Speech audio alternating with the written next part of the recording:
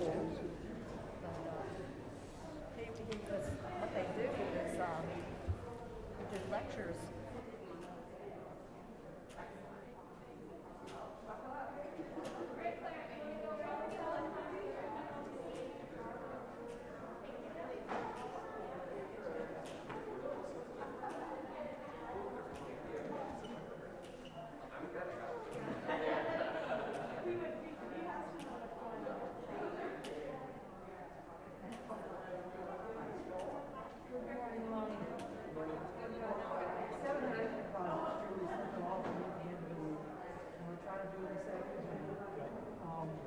$1,000. Twin.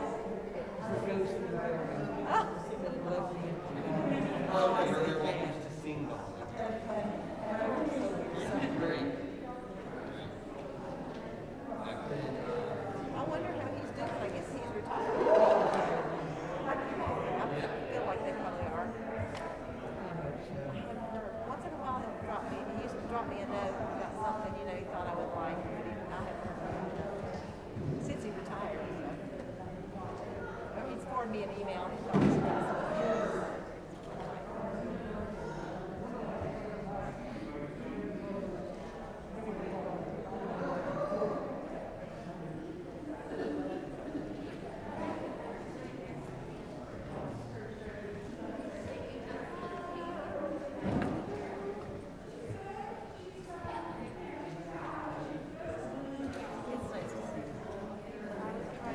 Becca to come back. She was coming for a while. Hey, Fred. They're right there in the black box, right inside the door. Yeah, right inside the door, black box on it. Yeah, they're in the little square black box. Much better ways to work. Keeps it from getting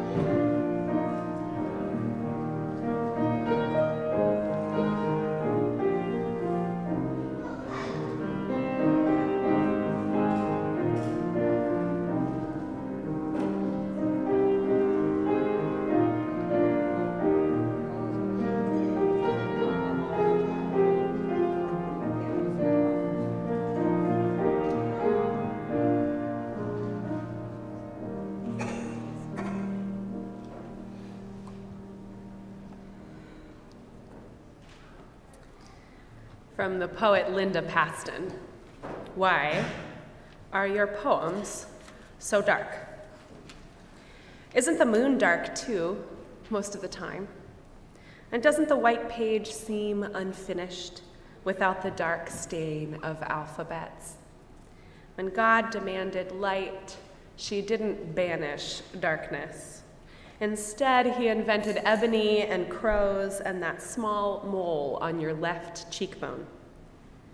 Or did you mean to ask, why are you sad so often? Ask the moon. Ask what it has witnessed. In the spirit of honoring the light and the dark of life, let us worship together. And good morning. Welcome to worship at the Unitarian Universalist Church of Greensboro. I'm the Reverend Sadie Lansdale, and I'm the minister of this congregation. Unitarian Universalists believe that each person has a trustworthy relationship with the Spirit, with the holy, with the source of all life, with what some call God, though we name it and know it differently from one another. And we believe that because we are all interconnected, no one is free until we all are free. So we strive to build beloved community here on earth, in our fellowship with one another and in our work for justice. Whether today is your first or your 1,000th Sunday with us, we are stronger because you are here. We are one people of many beliefs, many origins, sexualities, and genders. We are all growing, all learning, and all loved. Our ministry team here at UUCG is Cindy Dillard, our Director of Children's and Youth Ministry, Luke Steichleather, our Experimental Director of Music, Julie Hamilton, our Congregational Administrator, and me. And a very warm welcome to our guest musicians, Max Goolsby and Chelsea Morrow. We're thrilled to have you back with us. Should you have your phone on in church, make a noise? Should you take your mask off? We are having coffee hour probably outside today because it's so nice. After worship, though, our practice now is that if you're drinking coffee inside, we're okay with that. We're taking our masks off, some of us inside, after the service is over. So that's going to be to your comfort, but coffee might be outside because it's so beautiful. If you have a joy or sorrow to share in our prayers of the people, you can write it on the yellow card in your order of service and hold it up during our opening hymn for our ushers to collect. You can light a candle of remembrance at any time during the service. If you're online and you'd like to get more connected, you can click the link in the description of this video. It'll take you to our church website where you can let us know how we can better connect with you. If you're joining us in person, you can do that too. You can fill out a pink form at our visitors table, or you can stick around after worship for our adult religious education, where we reflect on our experience together. If you're joining us online, why don't you go ahead and say hello in the chat, and if you're with us in the sanctuary, will you turn around and wave hello to everyone joining us online? And in this way, it is beautiful to be together. Good morning. My name is Jake Maddox, and I'm a member of this congregation. Carolyn Cotton will be lighting our chalice this morning. Please join me in our chalice lighting words found in your order of service. We light this chalice, symbol of our Unitarian Universalist faith, to remind us to connect in spirituality and service, to care for each other and the world, and to create loving community. A covenant contains the promises we make to one another in response to the great gift of living. Holding ourselves to those holy aspirations, will you join me in our church covenant? We, the members of the Unitarian Universalist Church of Greensboro, do covenant to promote a search for personal meaning, respecting the individual truth in a community process of quest, speak and act with caring, courtesy, and love, thereby maintaining emotional, physical, and spiritual safety for all. Support UUCG and denominational efforts with our resources. Combat injustice while promoting equality. Nurture our children on their spiritual journey. Hold ourselves to this covenant, especially during times of conflict and disagreement. During our opening music, ushers will come forward to collect your yellow cards.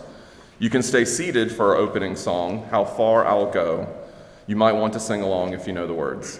The lyrics are in your order of service.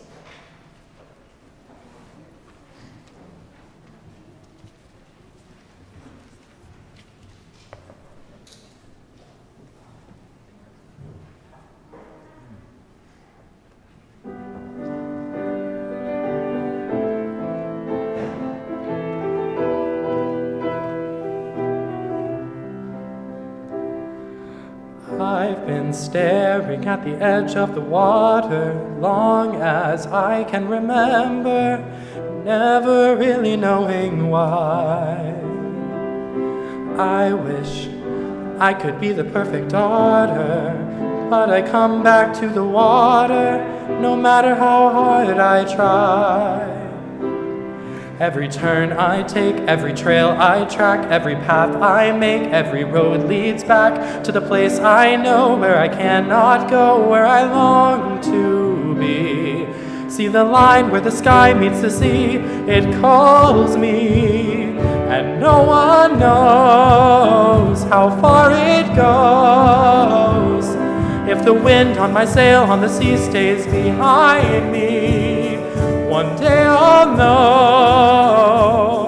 If I go, there's just no telling how far I'll go. I know everybody on this island seems so happy on this island. Everything is by design. I know everybody on this island has a role on this island, so maybe I can roll with mine.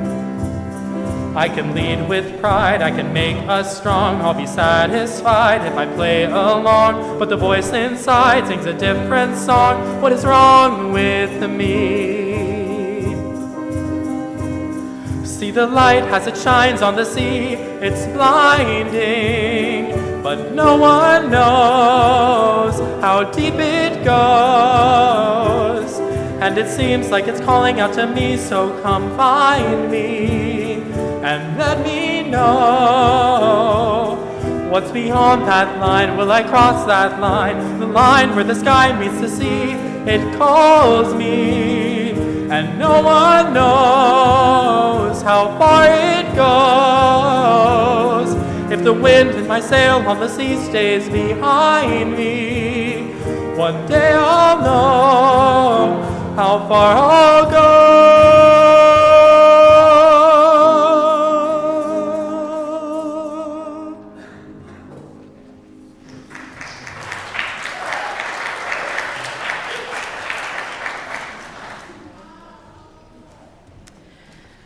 Will you greet your neighbor?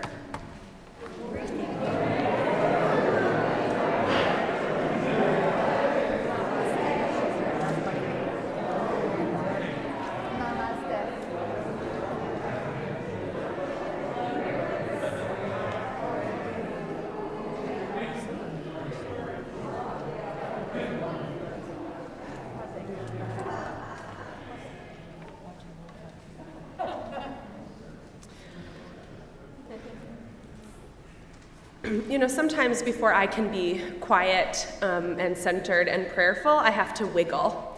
So if you are like me and you feel like you maybe need to wiggle a little bit before our time of quiet, I invite you to just join me in a little wiggling.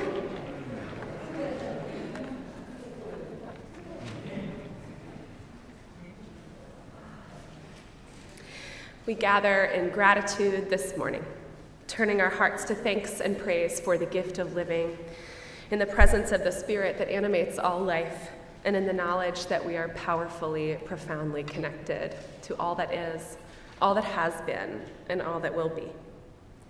During these few minutes of silence, you can focus on something you're grateful for, someone you're remembering especially today, or just the sensation of your chair supporting you. I know that for some of you, this may be the only time of silence in your week.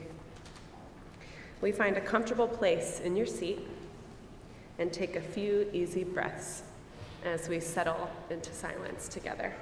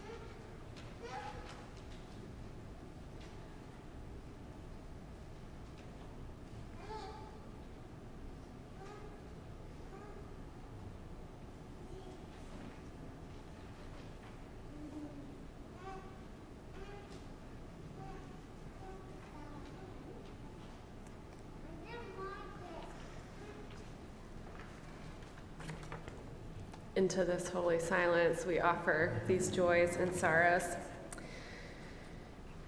Ashley's mother has finalized a divorce from an abusive husband. And Ashley, we rejoice with you and your mother, and we hold you in our hearts. Tishgun wishes all of us a happy May Day and celebrates the beauty of this season, and we rejoice in the beauty of this season. Mariah offers prayers for her friend. And Mariah, we hold your friend in our hearts. Her son is getting married.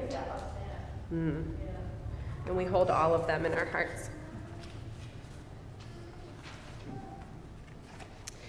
I invite you now to offer the names of those people on your heart, living or dead, near or far, that this community might hold them in care and in love. You can type them in the comments if you're joining us online. You can speak them now.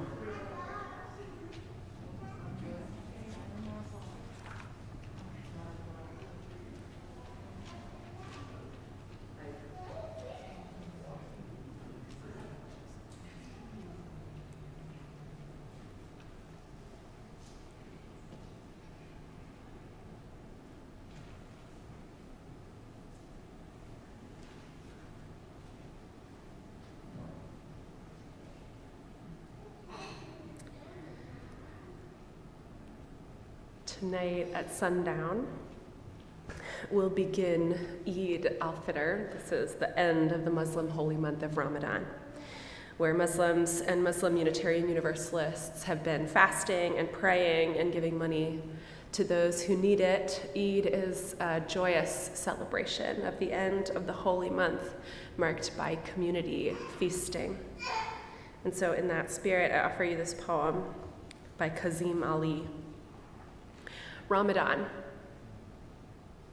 You wanted to be so hungry you would break into branches and have to choose between the starving month's 19th, 21st, and 23rd evenings. The liturgy begins to echo itself. And why does it matter? If the groundwater is too scarce, one can stretch nets into the air and harvest the fog. Hunger opens you to illiteracy. Thirst makes clear the starving pattern. The thick night is so quiet, the spinning spider pauses. The angel stops whispering for a moment. The secret night could already be over. You will have to listen very carefully. You are never going to know which night's mouth is sacredly reciting and which night's recitation is mere wind. For our Muslim siblings in faith in our neighborhoods and all over the world, we pray. Will you join me in prayer? May the spiritual fruit of your fast be as sweet as the thick slices of mango, apple, strawberry, date, passion fruit, kiwi, in the shared bowl after sundown, in the homes all over the world.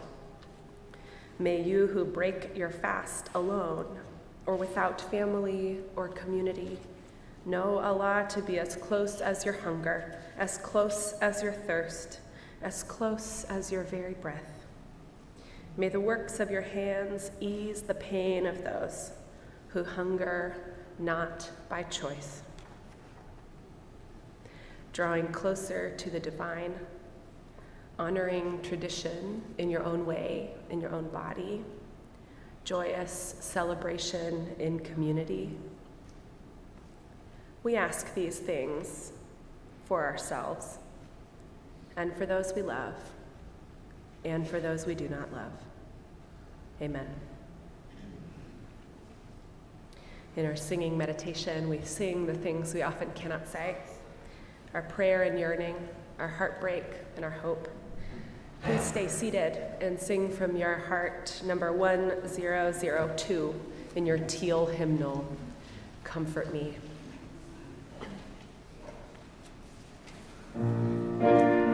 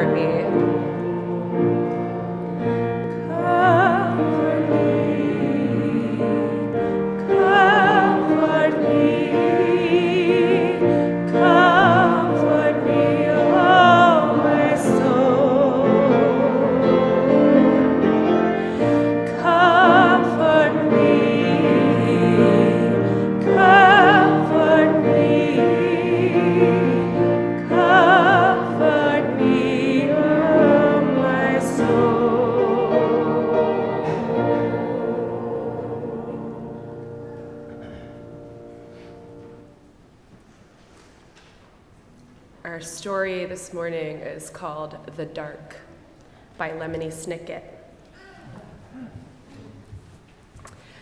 Laszlo was afraid of the dark.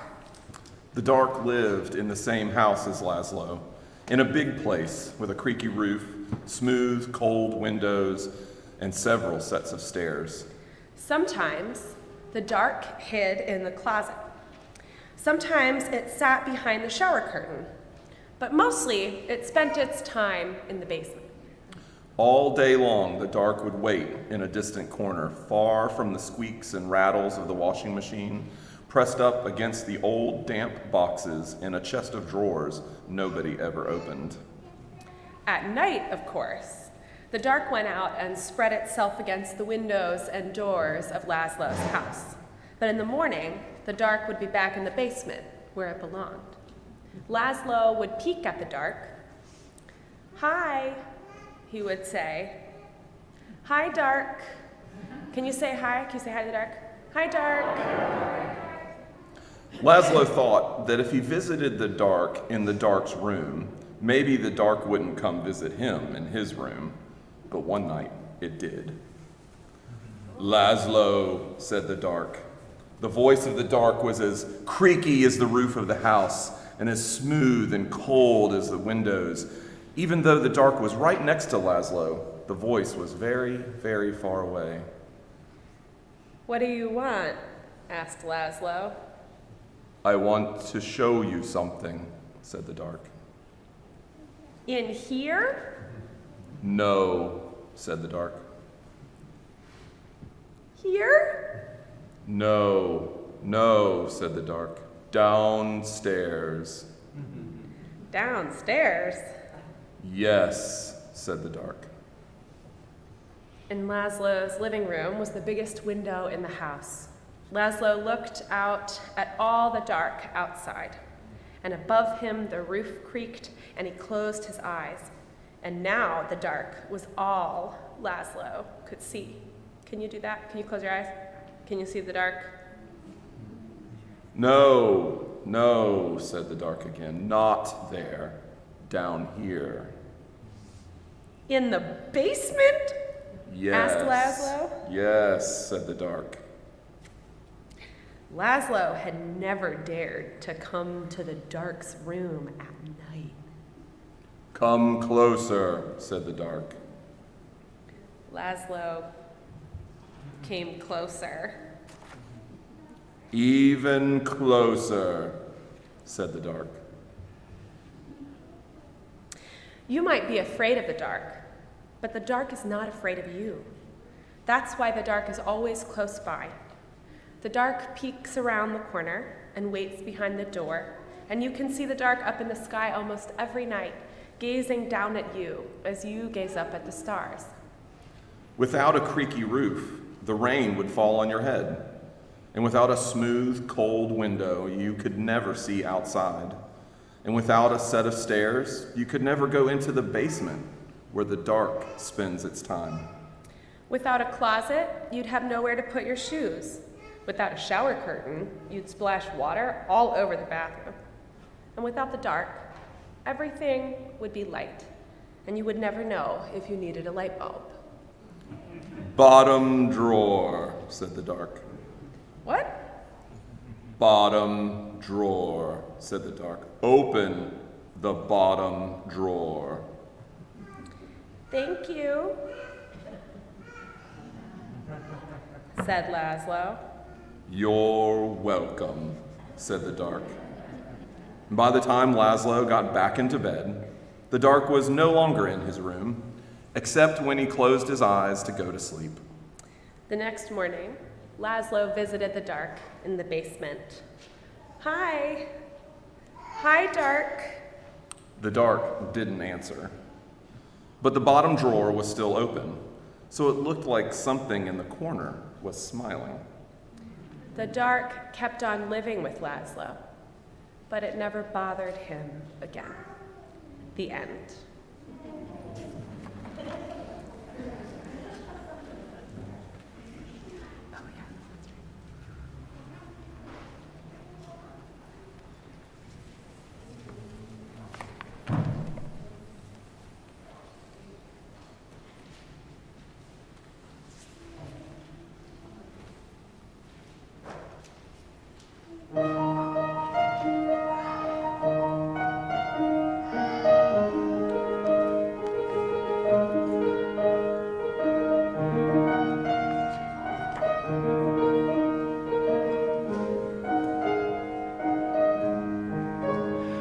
I can hear you, but I won't. Some look for trouble, while others don't. There's 1,000 reasons I should go about my day and ignore your whispers, which I wish would go away. Oh.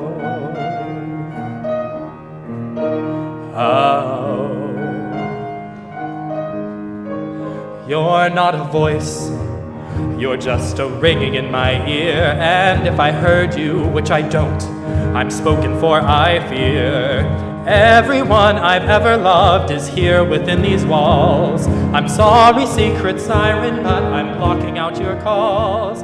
I've had my adventure, I don't need something new. I'm afraid of what I'm risking if I follow you into the unknown, into the unknown, into the unknown.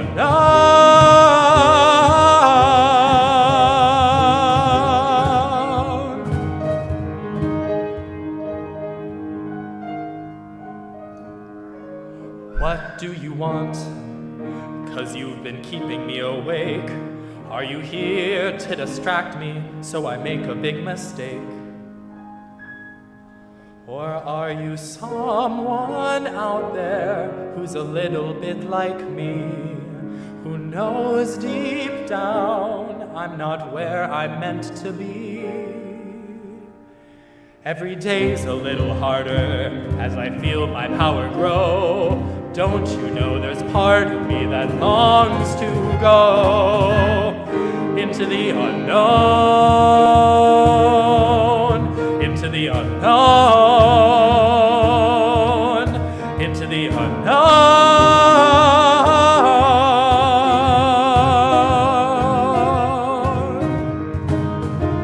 Are you out there? Do you know me? Can you feel me?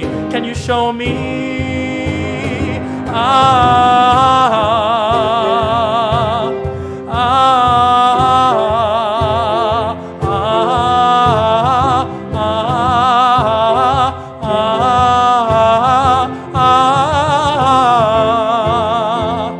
Where are you going? Don't leave me alone.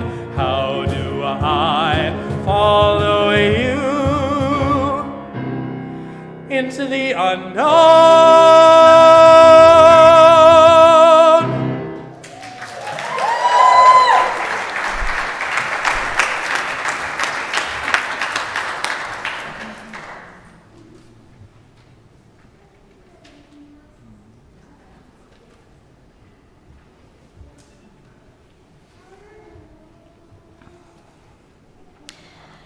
A child dedication is an act of reverence for life.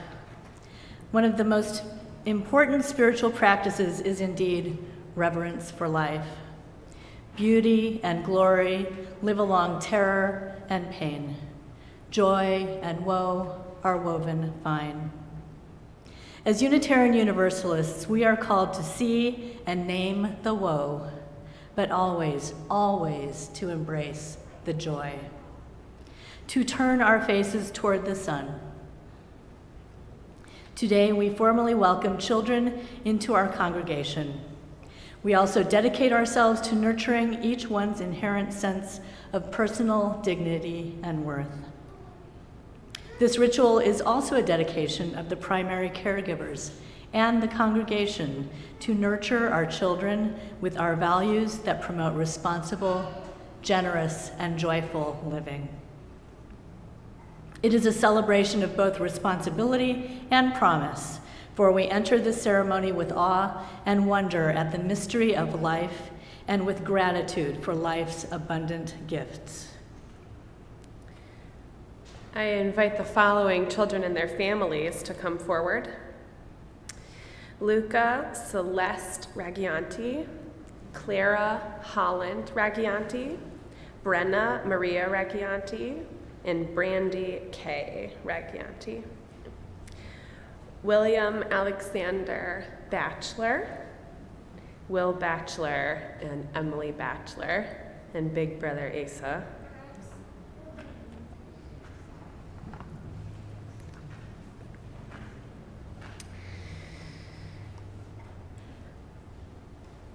raising children is a sacred stewardship and daily spiritual practice.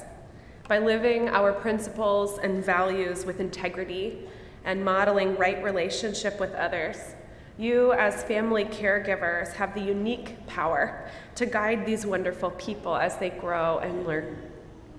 Through your example, they will learn about their relationships with others and learn about how to live well in the world. And as you help them grow up and learn about life, will you help them understand the principles and values that guide our lives? Help them treat others and themselves fairly and kindly, and guide them toward an independence of spirit, though some don't need much help. Will you nurture their independence of spirit, which they already got, and model an excitement and joy for living? If so, please answer, I will.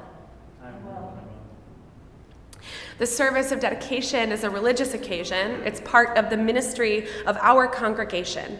It affirms our commitment to teach and live those values that help us to be at our best.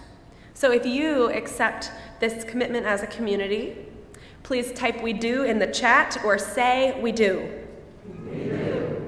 Children and youth of this congregation, you have some promises to make. It's important that you take care of Luca and Clara and Alex, that you accept them, teach them, and be a friend to them. If you accept this commitment, say "we do." Let us bless all of these children and youth with the wonders of the earth. This is water from our water communion ceremony at the beginning of the year, when we gathered water together from the whole community. May you always find your thirst quenched. May you sweat more from playing than from working. May your tears be cared for. May you dance in rain and jump in pools and puddles. May you know yourselves always connected to the cycle of life. This is air. May your lungs be full of fresh, sweet air. May you know the joy of a good laugh. May you find your voice through song, whispers, and shrieks. May you have a life full of scents, breezes, and sighs. This is fire. May it remind you of the divine spark of all creation that is in you. May it inspire your commitment for justice, for loving power. May you be kept warm by the community around you.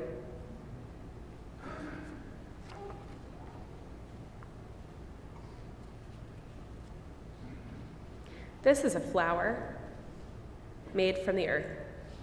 May you know beauty. May you know that the earth provides all you need. May everywhere you go be blessed by your presence.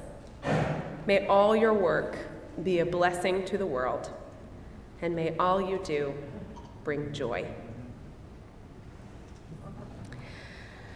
My friends, it is with great joy that I present to you a few precious gifts to this world, a blessing to us all, and a joy to all those who may meet them.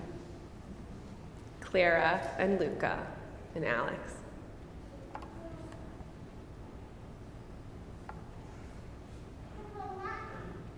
Watch out, world.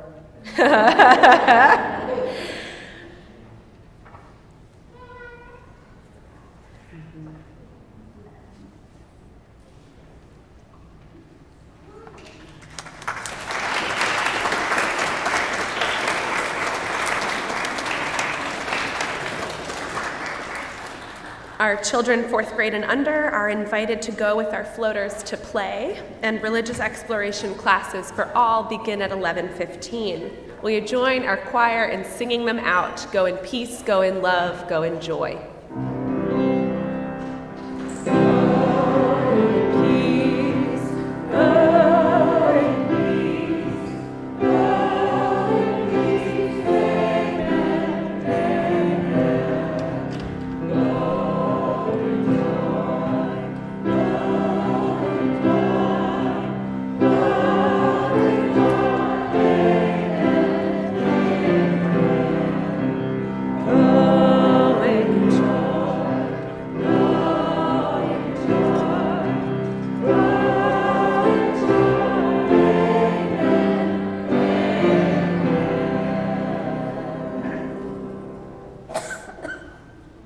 Laszlo is afraid of the dark. He doesn't visit the dark. It's not made clear why exactly he's afraid, but the dark has a spooky voice, and Laszlo can't see. If he can't see something clearly, he can't predict what's going on. If he can't predict it, he can't cope with it. So for Laszlo, at the beginning of the story, and for most of Western literature, light is good and dark is bad. There's some really important theological work being done by Black Unitarian Universalists and Black Christians alike to examine the language of dark and light in Scripture, with an ear toward how it feels to hear that language as Black people in the United States.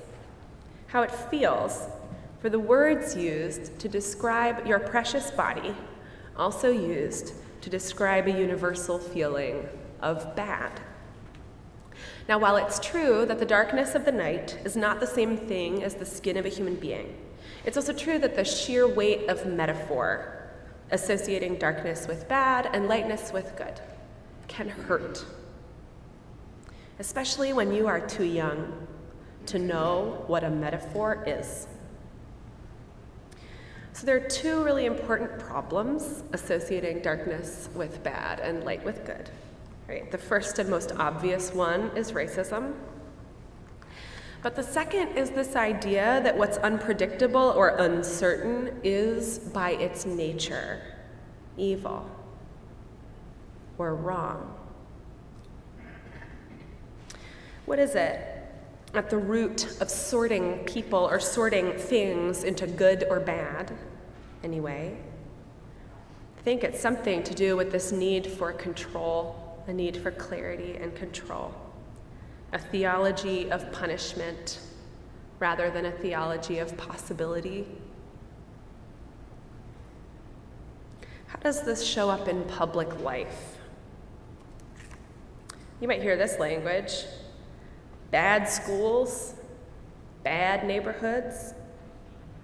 You know what that means, of course, is abandoned, redlined, systematically stolen from. What that means is over-policed and underfunded. What it means is that people don't have the chance to know their neighbors because rent is too high and evictions happen too often. What that means is purposefully destabilized. And in those neighborhoods, in a city this segregated, these neighborhoods are majority but not entirely Black and brown. Now you might also hear things like good neighborhoods and good schools, nice neighborhoods. What you can hear instead when you hear that is neighborhoods with money, schools with money. Those neighborhoods in a city this segregated are majority but not entirely white. Laszlo befriends the dark. And here we're going back and forth, right? I mean, you can see how this is a problem. You can see how the inheritance of light and dark in Western literature makes it really difficult to talk about uncertainty and to talk about our collective relationship to things that are uncertain or unpredictable, and how that sounds when we hear that language applied to human beings, right? You can see how this is a tricky problem. So we're gonna replace dark in this slight retelling of the story with uncertainty. Laszlo befriends the uncertainty, and it does not bother him again. Now, the uncertainty does not go away. You might be afraid of uncertainty. Uncertainty is not afraid of you. That's why uncertainty is always close by. What is uncertain peeks around the corner and waits behind the door, and you can see uncertainty up in the sky almost every night, gazing down at you as you gaze up at the stars. There's something necessary about what cannot be predicted and what cannot be controlled in this story. The dark, that representation of uncertainty and unknowing and unpredictability, wants to show you things, wants to invite you into deeper maturity, deeper relationship with presence rather than prediction. The dark is always close by, underneath your very eyelids. The creative and necessary processes of the world happen in the dark. If you understand God to be the creative power at the heart of life, God is in the dark.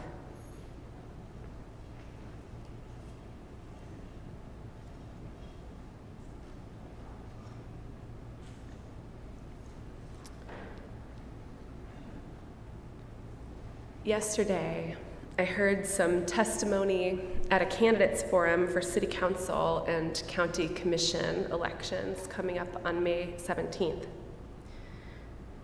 Sheena described the discrimination she faced after coming home from prison and trying to find a job. Sheena said, "I was honest about what I did. I and others like me deserve a second chance." Holly described her students who died by gun violence, and her students who were the perpetrators of gun violence. And she said, "Some of us out here are grieving twice."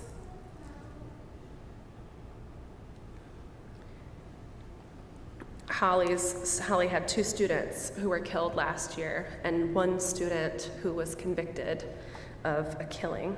These are high school seniors. There is a harsh light shown on Sheena and on Holly's students. It's a light of interrogation, a light of judgment, of evaluation, of prediction. That light shines in their eyes until they can no longer see, and they are helpless to do anything but be judged. It is politically expedient to talk about being tough on crime as a euphemism for locking people away. It is easy to prey on people's fears, to locate wrongdoing in the bodies of a few people, and to pretend that that makes the rest of us safe.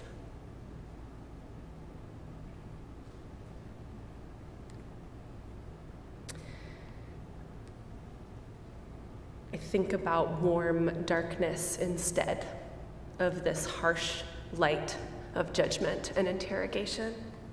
I think about compost layered in neighborhoods, the rich earth of enough, safe schools, affordable housing, decent wages, mental health care, the safe and comforting darkness of a good night's sleep that says, rest now, you have what you need, you can try again tomorrow. Valerie Kaur is an Indian American Sikh activist who talks about the darkness of the tomb and the darkness of the womb.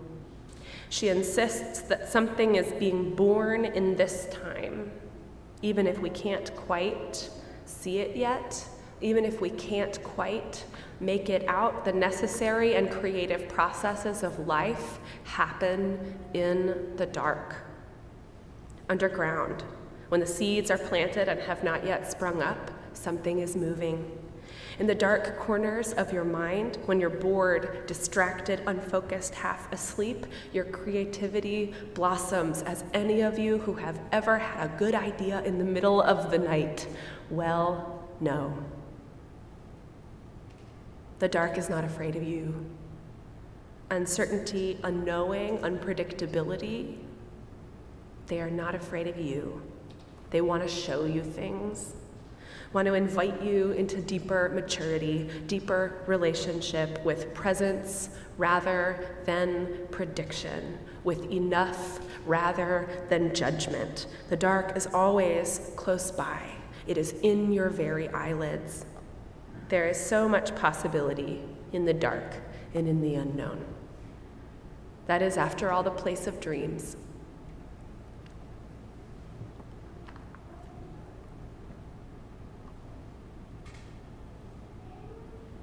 It is politically expedient to lock people away, to prove one's seriousness about public safety by increasing the budgets for punishment. And I think this is based in a need to predict and control, as if we could really do either of those things. There is another way. If we resourced everyone, every community, every school, every neighborhood, if we knew that people are not the worst things they've ever done, there could be a way for all of us to be safe that does not require blame and banishment, but instead resource and repair. The call before us is to turn away from the light of judgment, to turn toward the rich darkness, the nourishing soil that produces the conditions for human flourishing. And in doing so, we bring the beautiful future into the present. We see the beloved community. This is the kingdom of heaven on earth. And as Unitarian Universalists, it is our call to try to make it so. Amen. Will you rise in body or in spirit for a musical response? I'm Willing by Holly Neer.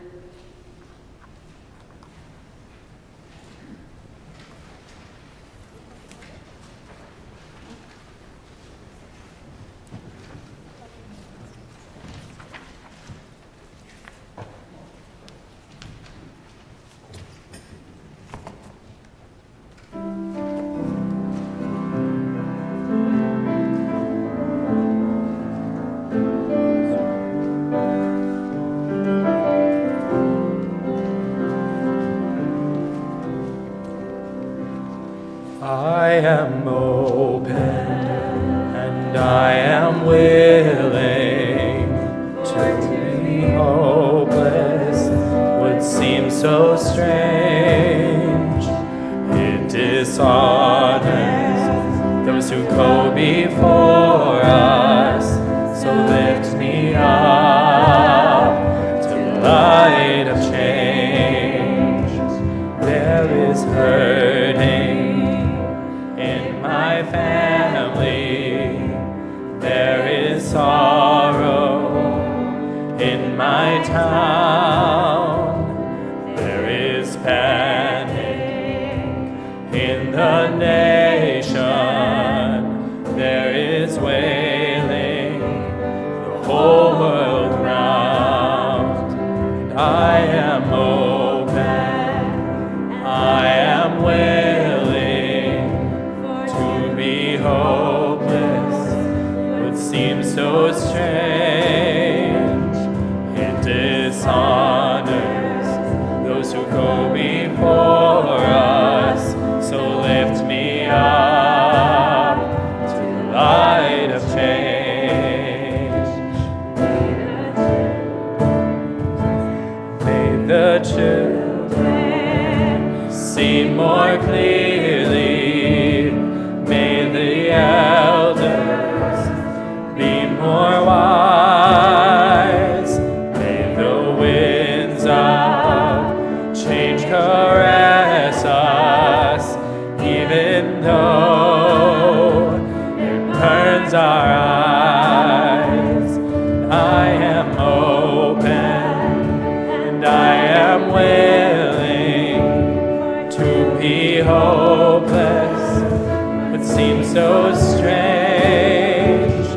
It dishonors those who go before us, so lift me up to the light of change. Give me mighty to hold my confusion, give me a desert to hold my fear. Give me a sunset to hold my wonder. Give me an ocean to hold my tears. And I am open and I am willing to be hopeless. What seems so strange, it dishonors those who go before us. So lift me up to the light of change.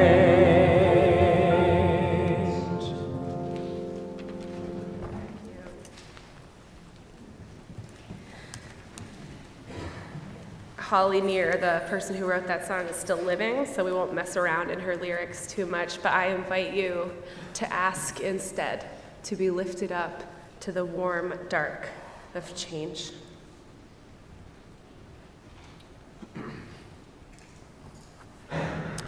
One of the ways that we live out our mission to create loving community is to contribute financially to the ministries of this congregation and to the good work of our community partners.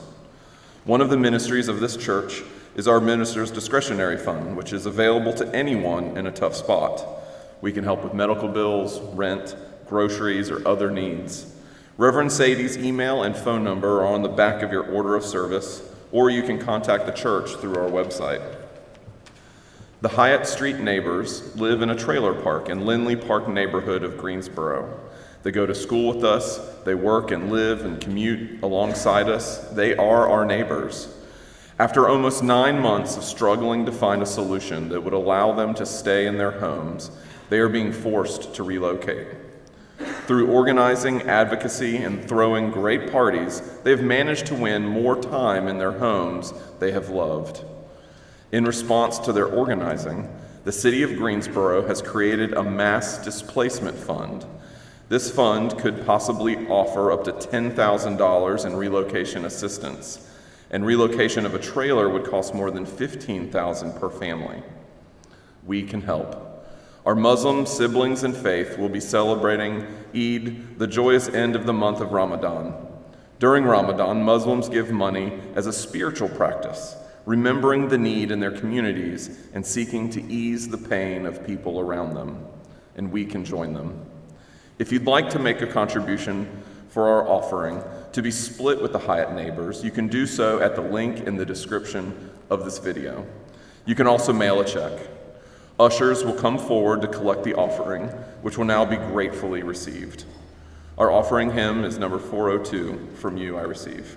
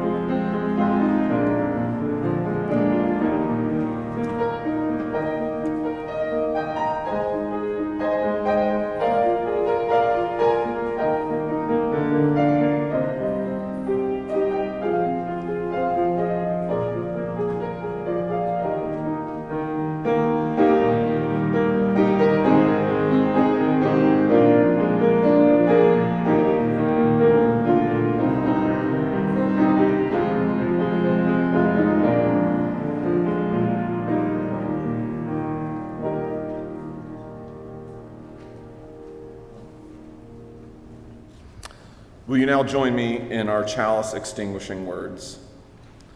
We extinguish this flame, but not the light of truth, the warmth of community, or the fire of commitment. These we carry in our hearts until we are together again.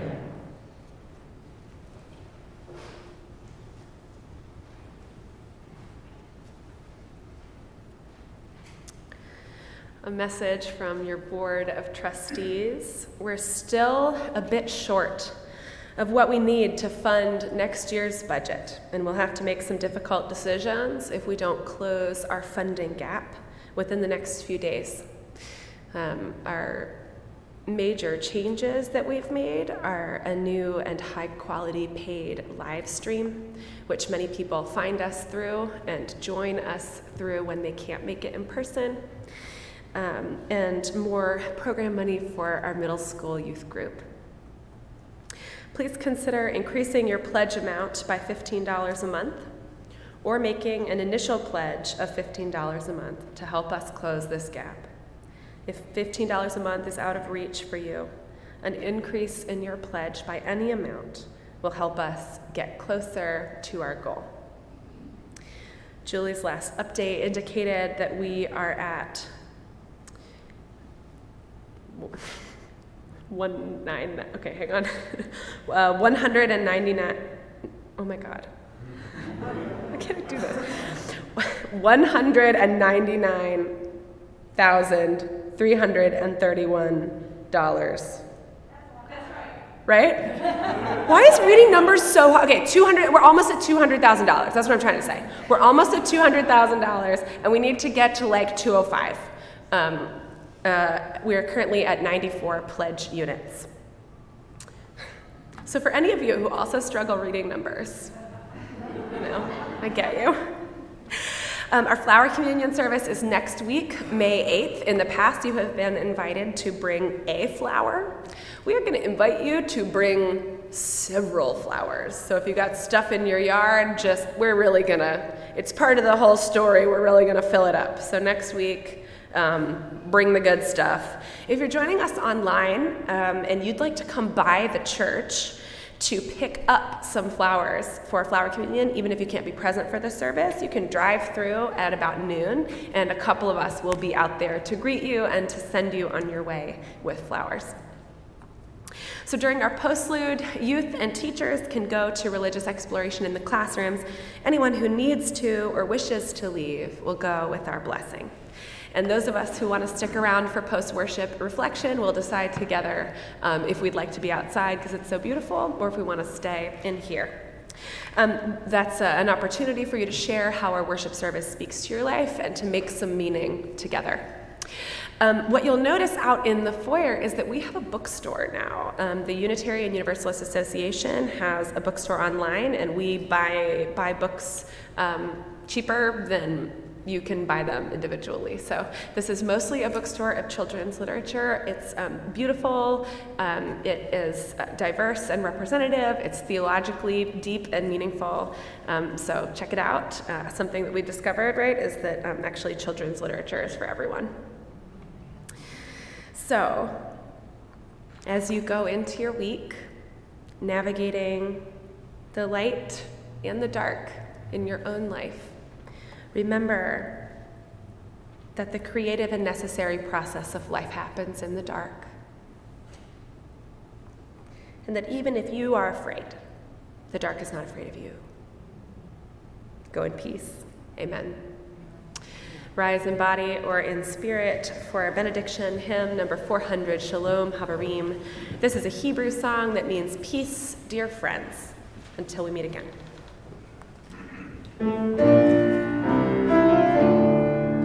Shalom.